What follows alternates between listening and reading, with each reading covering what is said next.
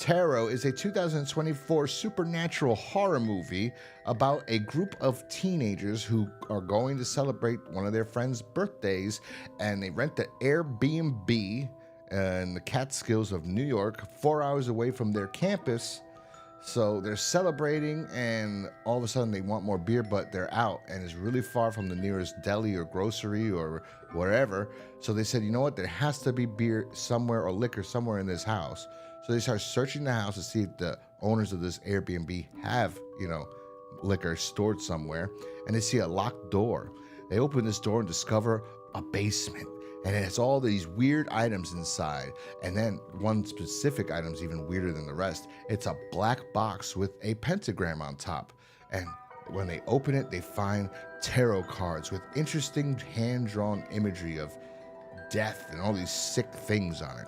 But luckily, one of our characters, Haley, she can read tarot cards. So she takes these tarot cards and they decide to read everyone's horoscope. And she gives them all these readings. Our characters discovered that they are cursed and being picked off one by one the way Haley read their horoscope. And now they have to find out, well, how is this happening? Why is this happening? And is there a way for them to stop this? Yeah, so this movie is a piece of shit.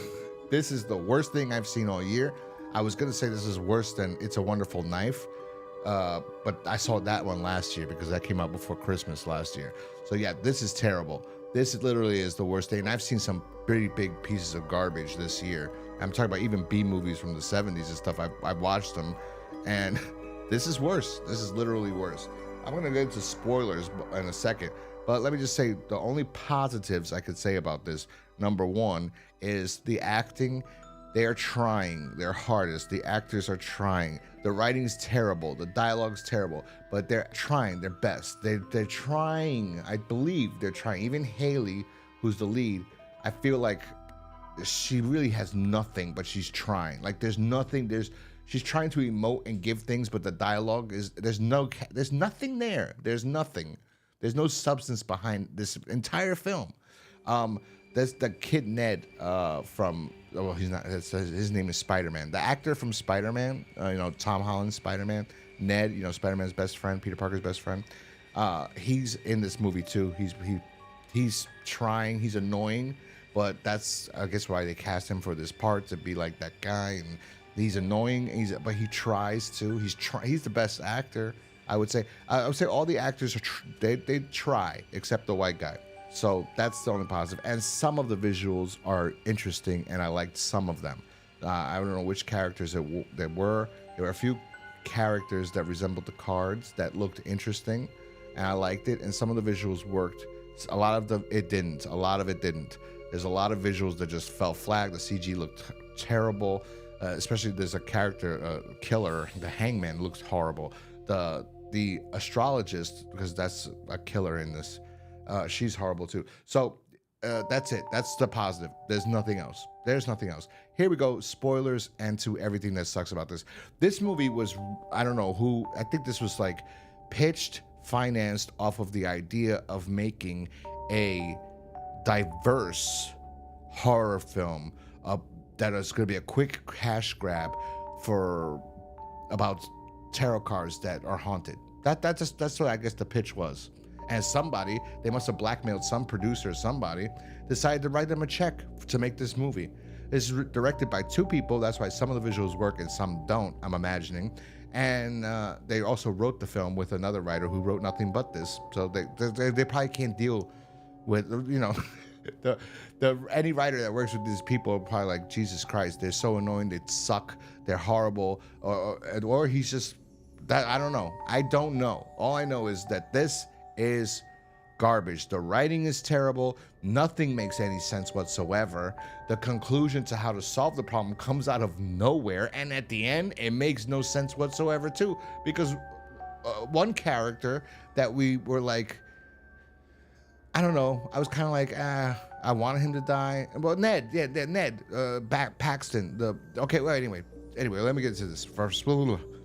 So what I mean by diverse, we got the United Nations again in this film. They were like, yeah, it's gonna be great. They have a black, well, he's biracial, but people will just say he's black. Who's the worst actor in this? He plays Haley's ex-boyfriend because they just broke up right before they went to this birthday party. He sucks ass. He is the worst actor. I don't know who's banging him, how he got this job. He's horrible. He's horrible. But then again, so are all the male actors in this, because white boy, there's a white guy in here, and he sucks ass too. He's horrible. Ned is the only good actor, Paxton. The only good one, the only good guy actor in this entire thing, but his character is non-binary, right? Biracial guy is dating Haley. They just broke up, so we got that. We got those. We got black checked. We got non-binary Filipino guy check. We have an Asian, Indian girl. She's a lesbian with a white girl. Oh, we got another one check. Lesbians, non-binary, straight, cis white male. Yeah. Who cares about him? And Latinx. Ta-da! Diversity wins again. No, it doesn't win, because it doesn't matter your cast is diverse if it's shit. Even though they're trying their best with the shit you give them, this is shit. There's nothing to go off of. The jump scares suck ass. The deaths suck ass. There's nothing good. How they find out that they're cursed, they come to that conclusion because they're getting picked off one by one, and somehow they came to that conclusion that that's exactly, they're dying the way the cards are. Oh, let's look. Maybe are you suggesting this? And then they look it up and they find some woman online. They go to her and she knows everything about it because she was haunted by the tarot cards when she was younger. All her friends died except for her. They found it, and then she's been searching for the cards forever and saw that they were auctioned off in New York somewhere, and she's been looking for it ever since. But she didn't want them in their house, and then she won't help them afterwards. She just told them, you have to destroy the cards, so they just leave her there. You think they'd say, hey lady, come with us? No, they left her there to go to the house to destroy it, just to call her to come back and help them and destroy the cards, because they break into the house, the mansion Airbnb that they found the card in the first place. Which, mind you, wouldn't it be more interesting if there was something involved with the owner of the house? Like, why does he have that? Why does he have all this cool shit? Is he purposely fucking renting out his mansion to people that might find the cards? Do something with that aspect. Why does this creep have it? I don't know. It's like, this is just, they just, oh, he has it and then he's irrelevant, nothing to do with him. Just get this woman to come over and tell you the whole story about why the cards are haunted, because she found that out too. Somehow this woman researched it and found out that back in the old, I don't know when, some astrologist bitch was getting paid a lot of money for some rich nobleman or something along those lines, and she predicted that she read the horoscope of his wife and said that his wife was going to get killed, and the baby, her unborn baby, his unborn child, his wife and his unborn child. And it happens, he blames her, so then he says he kills her daughter. So and then she puts her hex on him. And then her blood are supposedly like haunting the fucking cards. And then what's the solution to kill her? The bitch has been studying it for 70 years, or I don't know how many years she's been researching this information. Has not come to destroying it. Didn't work. Calls her to come, it didn't work. So she conjures up. She tries to summon the fucking woman. She summons her and dies. The woman reads her horoscope. And then that's when our lead actress discovers afterwards, when they're running away, and then they get separated in this mansion. There's 3 of them left. Her and her boyfriend decide to go left, and her friend goes right, or something stupid like that, and her friend dies. And then they decide, she comes up with the magnificent idea. What if I read her horoscope? Maybe the curse will be broken then. Oh, Lord. And it works. That's just so stupid. The other thing is the character Ned.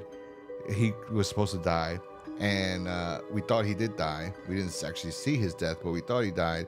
And then as our lead actress and her boyfriend are leaving, all of a sudden Ned shows up in a car. He's alive. Hey, oh God. So it was like, how did you survive? How did you survive? No explanation. Oh, I just knew that you said in my tarot card reading that if one door was going to be open, but I'd come back. I'm like, so wait, could they have just done the opposite? Like, they said, oh, you're this and you're that. This could happen, this could. And they have to remind you, by the way, they have to, I don't remember it, and it's funny, I don't remember how every dialogue, whatever, but they had to keep reminding the audience because they knew how ridiculous it was that they're telling them how they're going to die in the beginning of the movie, and then we have to hear it like voiceover playing over again, or yeah, while they're dying, like that it's actually depicting the cards. We have to be reminded that, because we can't just be visually seeing it. We have to be reminded, because it was so contrived and long, all their readings of how, well, it was so stupid. This movie was terrible. This really was the worst thing I've seen in so long. And I think this was extortion, but of somebody put up $8 million for this. They have some dirt on some producer, and these two directed this, and guess what? It actually made a profit. This came out in May, and according to Box Office Mojo, worldwide it made almost $50 million on an $8 million budget. That's so sad. There must have been nothing happening in May. This is really the biggest garbage ever.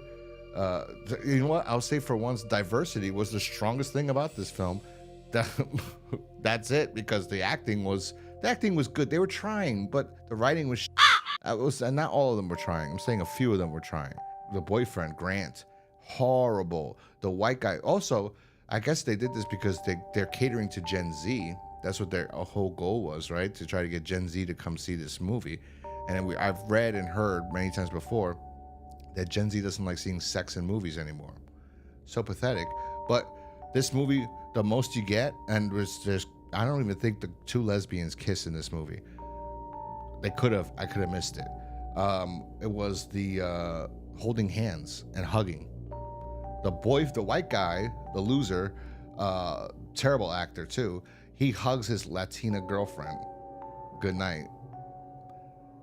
And fucking Grant, I think that's his name, was Haley's boyfriend, I guess, because they get back together again after, she saves the day. They hold hands walking home. That's it. And Grant is terrible. He's the worst. Him and the white guy, the two worst actors in the entire thing. Everyone else is much better. These two are horrible. And him is because he can't act. I don't know who he banged to get this role. He really can't act. The only thing he has is his eyes being bugged out. But like when he's but that's about it. That's it. That's all he's got, because his acting is horrific. And I see no chemistry between him and Haley whatsoever. I see no chemistry with him and anyone in the film. Like, anyone would be friends with him. I could see Ned actually being friends with these people, to be honest. At first I couldn't, but at the end of it I go, yeah, I could see them being friends with him. I actually could, when it's all said and done. But him, no. And him and Haley together, no chemistry, nothing. Even if there was two people, not even like anger, like, because they're supposed to be just broken up and they're upset at each other. Not even that is not even working. Like, there's nothing there. Anyway, big piece of shit. If I had to rate this, I'd give it one pure doo-doo. That's what I'm going to do. One pure doo-doo. That's my new rating for the biggest pieces of shit I've ever seen. This is one pure doo-doo. That's it. That's all I got to say about this. If you saw this wonderful film, Tarot, leave a comment down below and let me know what you thought. Anyway, if you like this video, hit that like button, subscribe if you're new here, and I will talk to you guys next time. Peace.